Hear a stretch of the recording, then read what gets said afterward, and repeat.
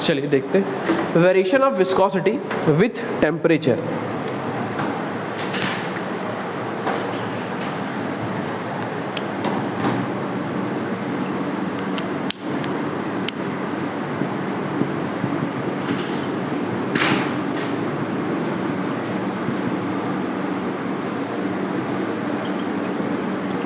ठीक है जी, एक छोटा सा चीज है, बस ध्यान देना। फ्लूइड मतलब लिक्विड और गैस। लिक्विड में viscosity due to cohesive force, cohesive एक इंटरनल मॉलिक्यूलर फोर्स है जो सेम मॉलिक्यूल्स के बीच लगता है, अट्रैक्शन फोर्स है, सही बात है जी। एंड गैसेस में अगर मैं विस्कोसिटी की अगर बात करूं तो गैसेस में विस्कोसिटी किसके कारण होता है? मॉलिक्यूलर मोमेंटम ट्रांसफर या एक्सचेंज, सही बात है जी। अब समझिए मेरी बात को, अगर आपके पास लिक्विड है, उसको अगर आप टेम्परेचर राइज कर रहे हैं, उसका टेम्परेचर राइज कर रहे हैं, तो होता क्या है लिक्विड में, लिक्विड की बात कर रहा हूं, गैसेस की बात नहीं कर रहा हूं, फ्लूइड की बात नहीं कर रहा हूं, लिक्विड की बात कर रहा हूं। लिक्विड में आप जब टेम्परेचर राइज करते हैं जी, तो उसका कोहेसिव जो फोर्स है वो क्या होने लगता है? ब्रेक होने लगता है। कोहेसिव फोर्स क्या होता है? ब्रेक होता है। और कोहेसिव फोर्स के कारण ही क्या है? विस्कोसिटी है। सो कोहेसिव फोर्स अगर ब्रेक होगा, कम हो जाएगा, तो विस्कोसिटी भी क्या होगा? कम होगा। सो आपको पता होना चाहिए कि क्या टेम्परेचर बढ़ने से विस्कोसिटी कम होती है, किसकी जी? ठीक है जी। गैसेस में अगर हम बात करें तो गैसेस में क्या होता है, जैसे आप टेम्परेचर बढ़ाते हो तो उसके मॉलिक्यूल्स एक्साइट हो जाते हैं, मतलब एनर्जी उनके अंदर ज़्यादा आ जाती है, एक्साइटेड हो जाते हैं और क्या करने का लगते हैं? रैंडम मोशन करने लगते हैं। एनर्जी उनके पास ज़्यादा आ जाता है तो काइनेटिक एनर्जी उनकी इंक्रीज हो जाती है और सारे मॉलिक्यूल्स एक दूसरे से टकराते हैं और टकराते हैं तो फ्लो को क्या करते हैं? रजिस्ट करते हैं। सो फ्लो रजिस्टेंस ही क्या कहलाता है? विस्कोसिटी। फ्लूइड का फ्लो अगर रजिस्ट हो रहा है दैट मीन्स की विस्कोसिटी क्या हो जा रही है? बढ़ जा रही है। सो गैसेस में अगर टेम्परेचर बढ़ाया जाए तो उसकी विस्कोसिटी क्या होने लगती है जी? बढ़ने लगती है। गैसेस की विस्कोसिटी बढ़ती है विद रिस्पेक्ट टू टेम्परेचर और लिक्विड की क्या होने लगती है जी? लिक्विड की कम होने लगती है टेम्परेचर बढ़ाने से और गैसेस का क्या होने लगता है? बढ़ने लगता है। समझ में आया जी?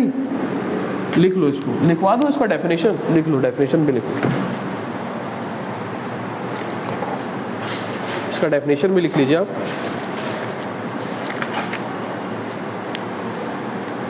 लिखिए, in case of liquid,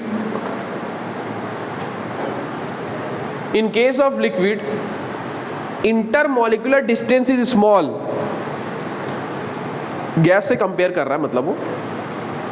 in case of liquid intermolecules distance is small and hence cohesive force are large. In case of liquid, intermolecular distance is small. समझ रहे हो जी? इंटरमोलिकुलर क्या रहता है? स्मॉल रहता है। किसके कंपेयर में बात कर रहे हो? गैस के। समझ रहे? जिसके कारण क्या होता है? Hence cohesive force are large. With rise in temperature, अब टेम्परेचर राइज किया जा रहा है, with rise in temperature, with rise in temperature cohesive forces decreases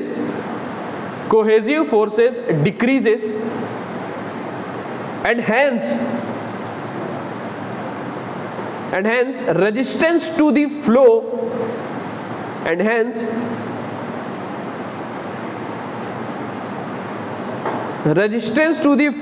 also decreases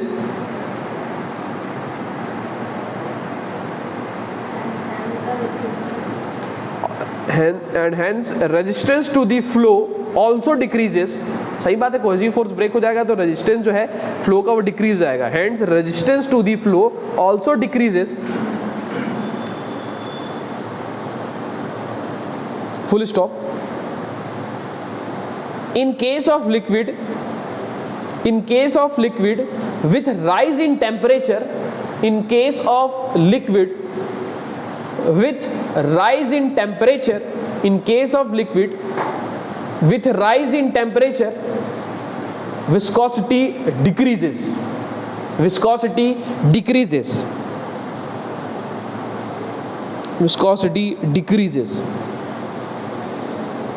ठीक है जी। अब पैराग्राफ चेंज करके लिखना। In case of gas, in case of gas cohesive force are negligible.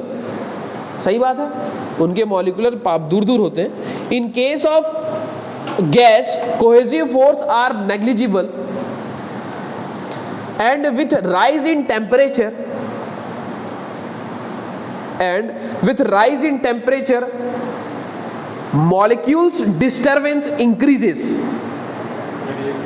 हाँ, in case of gas cohesive forces are negligible and with rise in temperature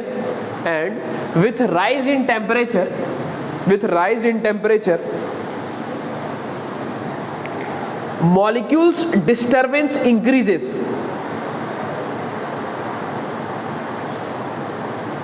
With rise in temperature molecules disturbance increases and hence their resistance to flow also increases, and hence their resistance to flow also increases. Full stop. In case of gas, full stop के बाद लिखिए, in case of gas with rise in temperature, in case of gas with rise in temperature viscosity increases.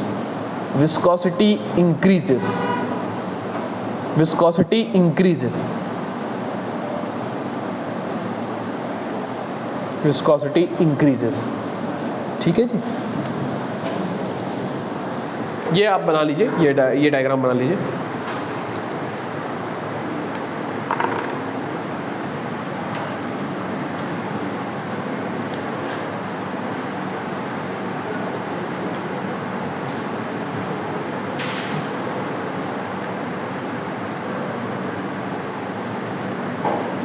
Temperature के साथ liquid का viscosity नीचे जाते बनाइए, temperature बढ़ रहा है तो गैस की विस्कोसिटी बढ़ाइए। ठीक है जी, रीजन आपको पता होना चाहिए क्यों टेम्परेचर बढ़ने से लिक्विड की विस्कोसिटी कम हो गई और गैस की बढ़ गई, जो मैंने लिखवा दिया।